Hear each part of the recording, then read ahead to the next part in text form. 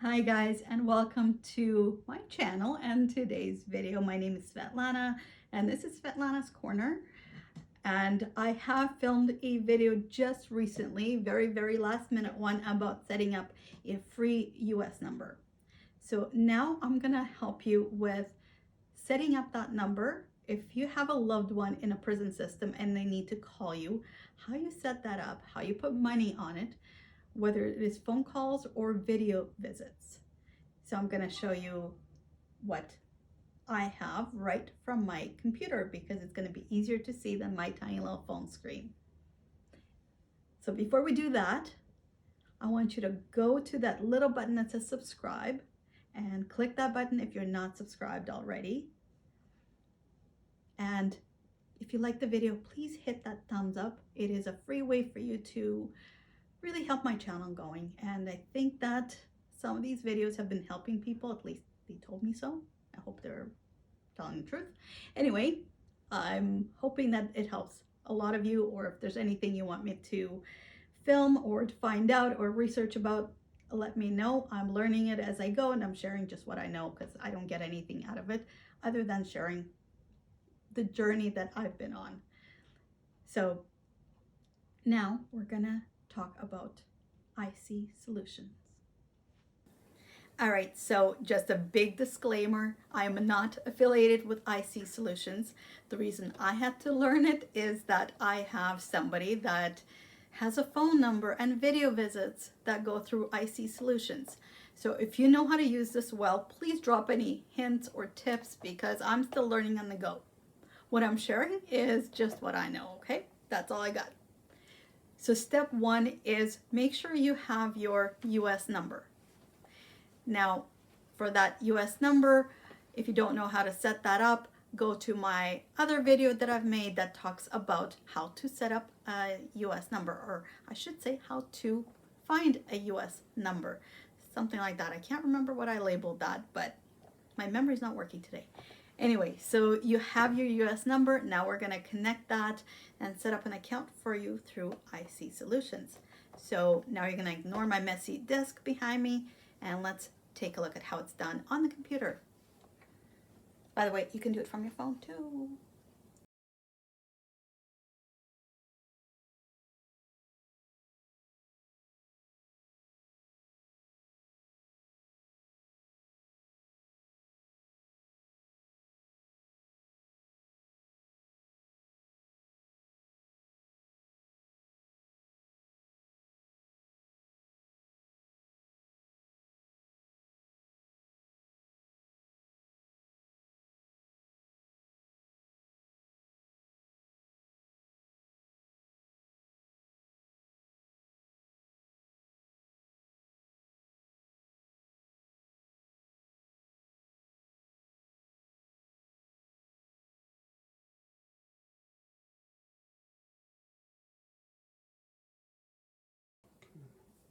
It's going. Okay, so before we start, make sure that you do double check the facility, not just the state where your loved one is at, because as you can see right here, it talks about Arizona, Colorado, Oregon, etc. Some of these states use ICSolutions, some use Securus, they use different systems. So make sure you double check that you have the right system that they're using in that specific prison. So that's a very important step. Otherwise, you got your account set up for nothing. Anyway, so what you're going to do is you're going to go right here. You're going to create an account. It's very simple. A little bit of self-disclosure. I actually called them. I actually called ICSolution because there was a little bit of a glitch that I could not figure out.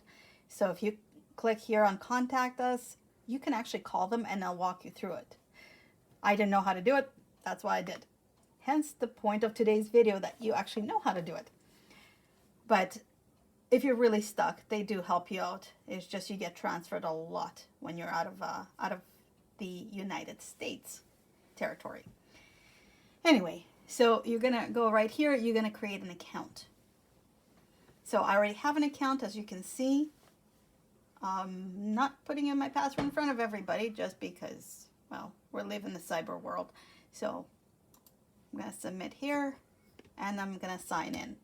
So this is going to tell me, as you can see, I have my phone number right here. This is my US number. It's already put in, and I have it set up for more than one state, and you can do that. You can have more than one number set up there. You can have more than one state. So I have it set up for Arizona. You can see I have 0 in there. I actually don't talk to anybody on there at this point. So there's 0 in there. I do have $30.01 in the Oregon, and it does validate your phone. So make sure you have a phone that can be validated. If it's one of the scam numbers, they will check, and sometimes they will not validate your number. So it will tell you phone validation complete. My Arizona one is not complete because I did take money out of that account and I did close it. So that is pretty much what it's going to give you. So whenever you want to add money to the account, all you're going to do is go up here, click fund. It's going to load up your data, and it's going to ask you which facility. For example, I want to do it for Oregon, and then you can choose to do it by credit card or debit card or Western Union. I don't know how Western Union works for us in Canada. I can't seem to figure that out, so I've been using a credit card. So this is a prepaid collect, meaning that when somebody calls you, you are paying for that call. So it's a prepaid collect call. So you'll actually get that recording. It's going to tell you this is a prepaid collect call. Do you choose to accept the charges? So you're actually paying for that call. And very important thing to note here, that the services expire 6 months from the date of your last purchase. So if you just put $10 onto your account, make sure that you use it up within 6 months or your money disappears. So what I found, that if I don't use it up, you request a refund. So you have to contact them. It's usually by phone or by email, and ask for a refund, and I got that. In all honest, I didn't have to do that often because I don't put a lot of money on my account, but I do use it up if I do have it. I usually put whatever I'm going to use up. I know I'm going to use that up. So you have 6 months for the amount you put in. I know I have $30 here, and I never use up $30. I usually have about $10 on there. But if you're doing a lot of calls, you know how much you're going to need. So basically that is a big one. I had to double check that. So 6 months, your money will disappear on you unless you use it up. So there's a lot of tabs in here. You can go through that. It gives you things like rates. It can tell you how much it's going to cost you for that specific state. It's got all the products, different facilities, my profile, etc. Things you can scroll through yourself, basically. The other side here is the inmate debit phone account. This is if you want to add money to your loved one or whoever it is that you talk to in prison. So you can add their number right here. If you know the phone number they're calling from, you can add money to their account. So instead of it charging you, it's going to charge them. So you add their account again through here. So the reason that I prefer to put money on my account is that I know I'm paying for that call is coming to me. If it's money on their account, then they can call anybody using that amount. And I mean, that's their choice. Obviously, you know that you're putting money for them. You're putting money for them to use it to whoever they want to call. Maybe you know that they're going to call their family member, their lawyer, etc. But again, you do have to know the number. And some facilities, you do know the number, some you don't. For my purposes, I'm not using that at this point. And the reason for that is the person I talked to actually just transferred. I don't know the number there. So I only use it just from my account. I also find it easier. I just like it on my account. That's it. Then I remember that I use it up or I get a refund. So that is what you do with the phone. One thing I want you to notice right here, it even says, what would you like to do? So you can use these tabs to add a prepaid collect account, add an inmate debit account. Very important to do this. View payment history. I'm going to tell you why it's important.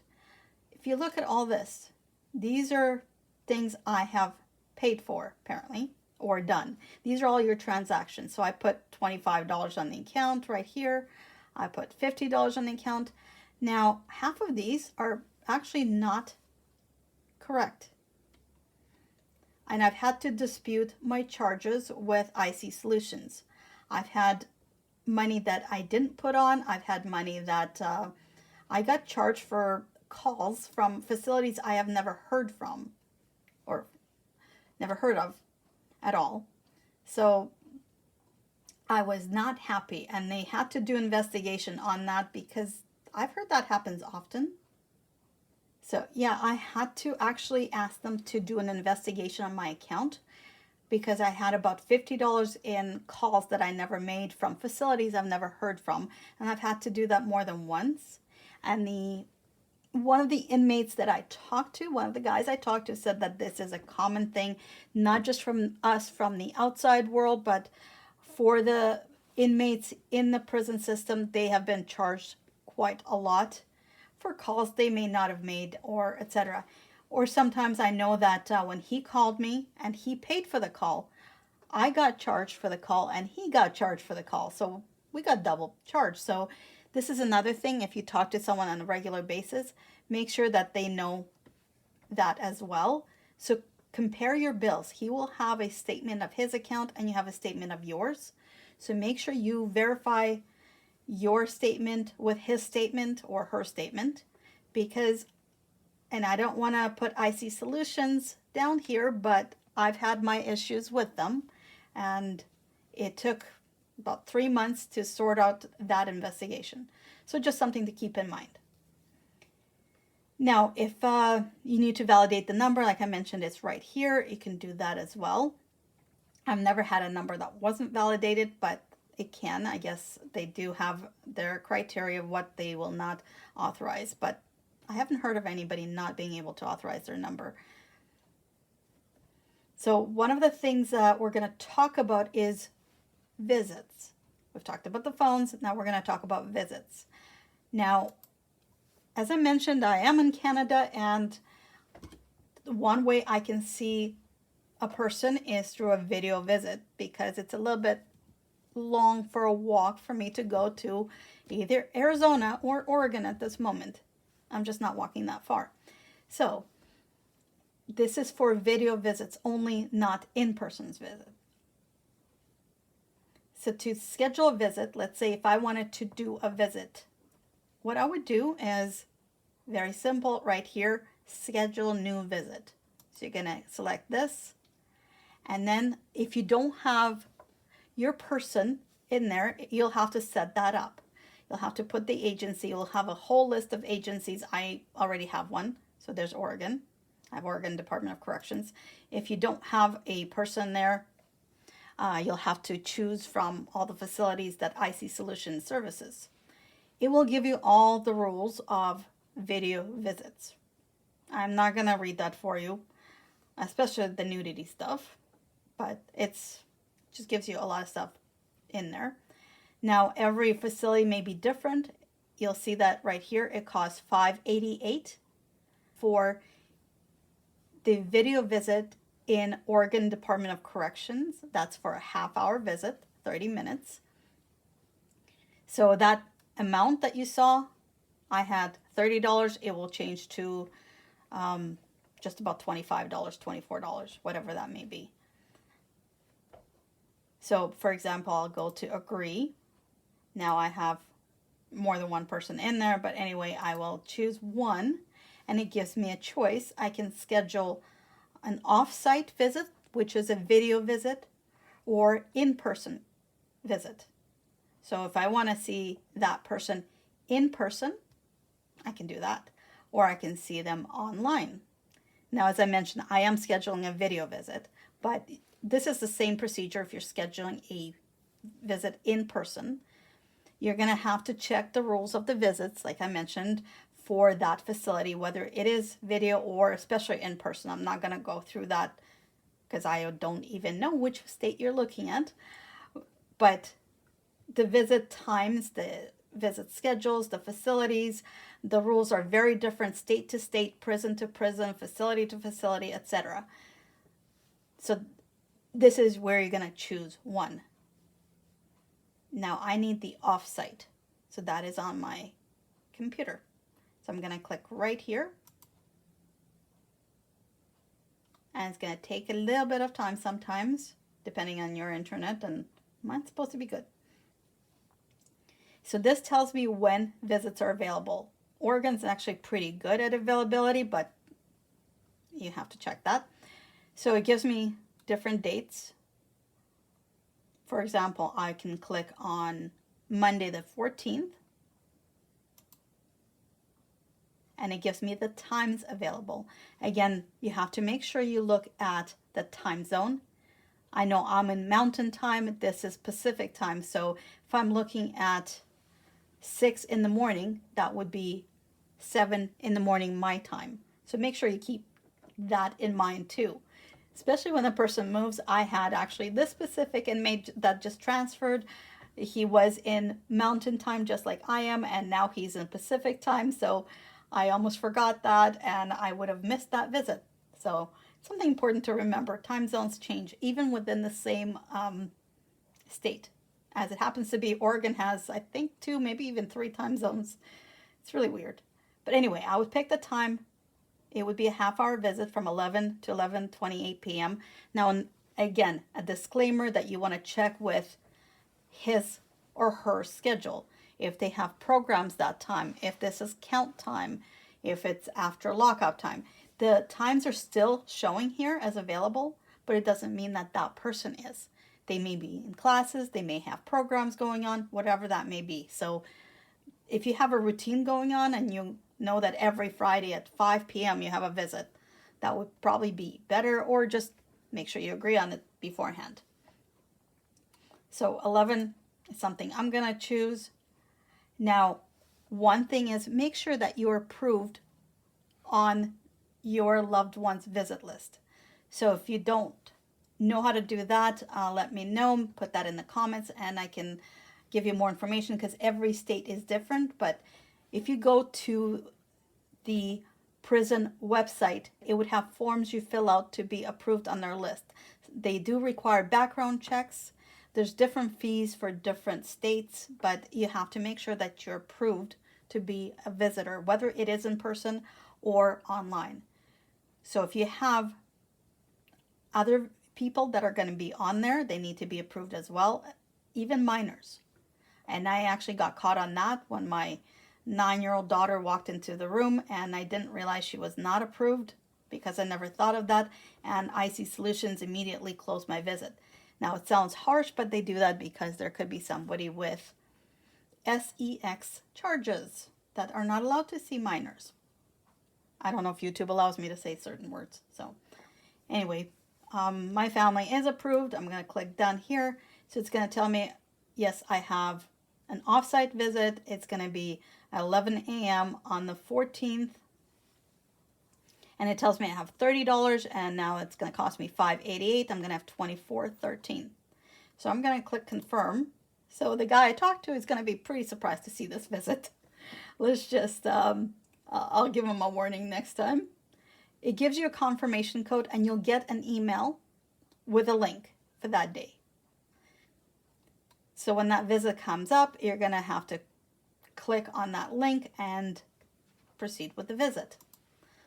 So it's going to look like this, 11 a.m. to 11:28 a.m. Pacific time. So that means for me in Alberta, Canada, this is noon. So I have to remember that. Now, again, when the visit comes up, you're just going to click connect, and it's going to connect you to the visit. Make sure that you test your system before that, because glitches happen and you don't want to miss a visit. Now, if there's any reason that person's not available, if he's in the hole, if he's got a program or something like that, it's still going to charge you for that visit. Just because the person's not there, you're still going to get charged. So that's something important to know.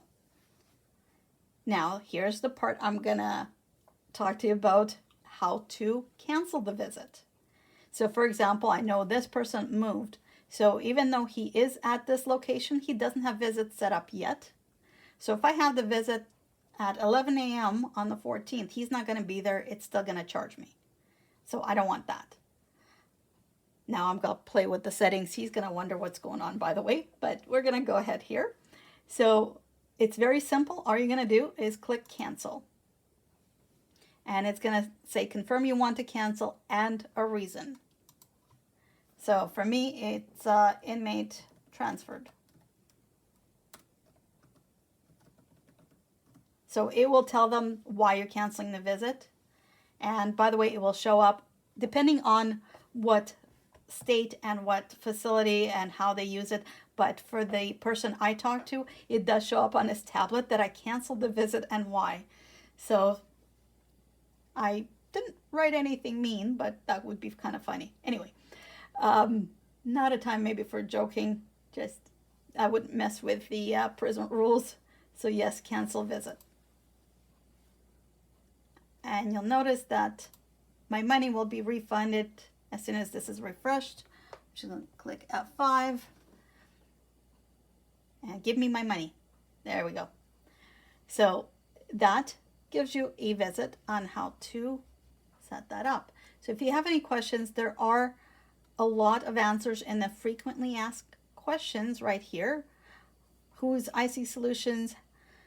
How to get the collect calls. Now you can't. So before calling them, like if you have a lot of issues or if you have issues that you can't figure out, you can call them, but you can find a lot of answers here. But other than that, that should cover pretty much everything you need. Again, if you have more than one inmate, you can manage an inmate list. You can go right here and test offsite clients. So you want to test the system. This would be a great one to go to, because if you have a visit, they won't let you log in until about 5 minutes before the visit. But maximum. Yeah, right about 5 minutes before, that's when they let you log in. That's not the time you want to find out that something in the system is not working. So I would do the test client before your visit. And then if everything's working, then about 5 minutes before you can click connect and it will connect you to the visit. This is what you would do. It would always be like that before the visit anyway. So you want to configure. It'll show you cameras. It'll show you volume. So you can set it at the level you want it to be. Microphones. Oh, that's me. Oh, wow. And then you can test your network and make sure your internet's working. So you know if there's any problems, you know it's your side or theirs. By the way, ICSolutions does record every single visit. So if there's a problem, and I've had that, if they say it's not on our end, it's the facility, get them to watch the video. I had to prove once that it was them, not on my end, because they were saying it's the facility or my internet wasn't working. Turns out it was them. So it would look like that, but normally you'd have your other person on the other side, because a visit with myself is not as interesting.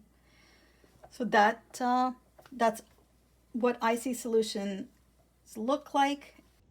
All right, so that is ICSolutions for you, for better, for worse. I hope you like this video. I'm not affiliated with ICSolutions or anything else. These are just my opinions, my journey. As I go along that journey, whatever I find out, I'm trying to provide the information for you guys, because I know what it's like to not know anything. So hopefully you find it useful.